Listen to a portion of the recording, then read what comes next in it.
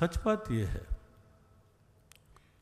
कि धृतराष्ट्र ने तो सुनी ही नहीं गीता। ये बात इसलिए प्रथम दिन कही जा रही है कि हमें कैसा श्रोता बन के आज भी, आज जो समय बचा है थोड़ा, और अगले दिनों में भी कैसा श्रोता बनना है। श्रवण का महत्व है, बहुत महत्व है श्रवण का। भगवद गीता में भी बहुत बार श्रवण के महत्व की बात आई, लेकिन कैसे सुनना चाहिए वो विचार की बात है। जब श्रवण करें, इसीलिए प्रारंभ में कहा गया कि जब श्रवण करें उस समय ये भूल जाएं कि हम कहाँ बैठे हैं।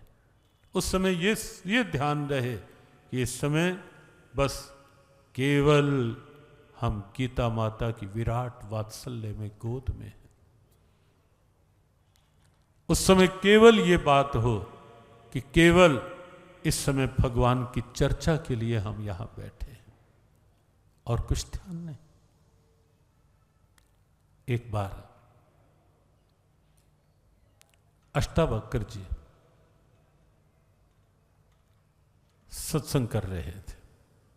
राजा जनक श्रवण की एक उच्चतम अवस्था क्या हो सकती है, भावपूर्ण अवस्था। राजा जनक की सत्संग चर्चा कर रहे थे।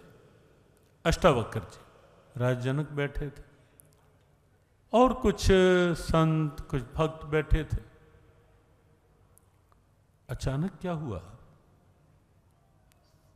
एक समाचार वहां सुनने में आया कि राजमहलों में कहीं आग लग गई है। एक एक करके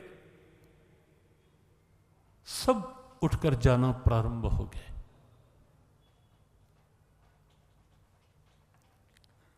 और अंत में केवल अष्टावक्र जी बैठे थे और सामने जनक बैठे थे। सत्संग वार्ता पूरी हुई। अष्टावक्र जी ने पूछा जनक से, राजन,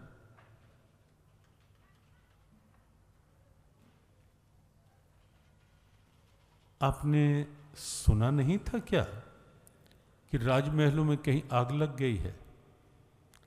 जनक ने मुस्कुरा कर कहा, हाँ गुरुदेव, सुना तो मैंने भी था, कान में तो पड़ा था शब्द। क्या तुम्हें चिंता नहीं हुई कि राजमहलों में आग लग गई है? उठकर क्यों नहीं गए आप? जब सब चले गए आप क्यों नहीं उठे?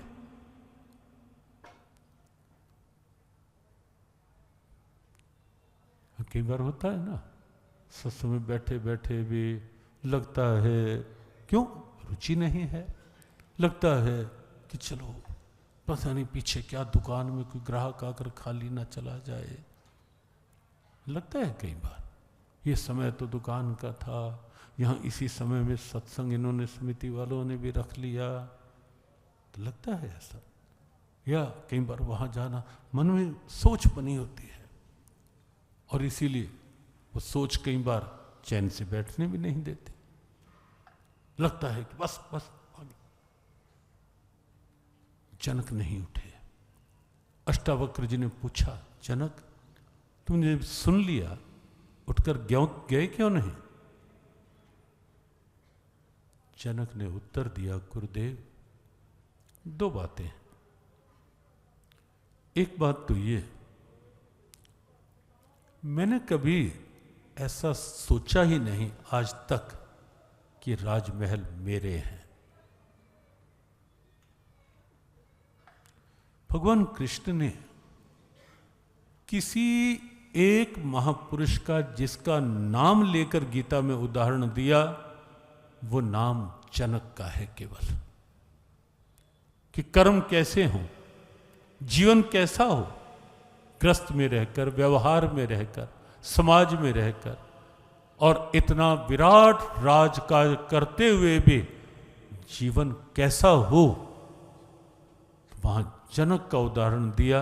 और अष्टादश श्लोक की गीता जी में आप वो श्लोक प्राय पढ़ते हैं कर्मणैव हि संसिद्धिम आस्थिता जनकाद्या लोक संग्रह में वापे संपश्यन कर तुम अर्हसि। तीसरे अध्याय का बड़ा महत्वपूर्ण 20वां श्लोक। जनक आदि ज्ञानी हुए जितने भी पा गए सिद्धि कर्मों से ही। ऐसे ही अर्जुन कर्म तू भी कर, लोगों के हित पर ही रख कर नजर। जनक का उदाहरण दिया भगवान ने। और अष्टावक्र जी ने जब पूछा, राजन क्या तुम्हें चिंता नहीं हुई कि राजमहल आग लग गए? जनक ने कहा, गुरुदेव मैं चिंता तब करता कि यदि राजमहलों को मैंने अपना माना होता। मैं सदैव ये मानकर राजकाज चलाता हूँ और सारा कार्य करता हूँ कि मेरा नहीं है, ये है तो उस परमात्मा का ही। मैं तो केवल अपनी ड्यूटी निभा रहा हूँ, मैं तो केवल अपना दायित्व पूरा कर रहा हूँ कर्म का। मेरी आसक्ति उसमें नहीं है राजन।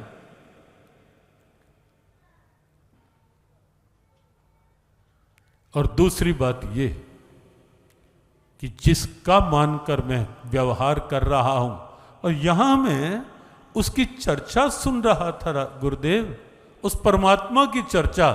ये तन भी उसका, राजमहल भी उसका, फिर भला मैं इस बात की चिंता क्यों करता? मैंने यही सोचा जब है ही उसका और मैं उसकी चर्चा सुन रहा हूं, तो जान तेरा काम जाने, मैं तो उस चर्चा में ही स्वयं को रखूंगा। और जनक चुपचाप बैठे रहे।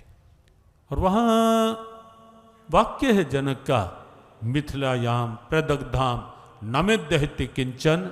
गुरुदेव ये तो केवल एक राजमहल की बात थी, मैंने तो ये सोच लिया था कि पूरी मिथिला भी भले ही जलती है तो मैं ये मानूंगा कि मेरा कुछ नहीं जला। क्यों?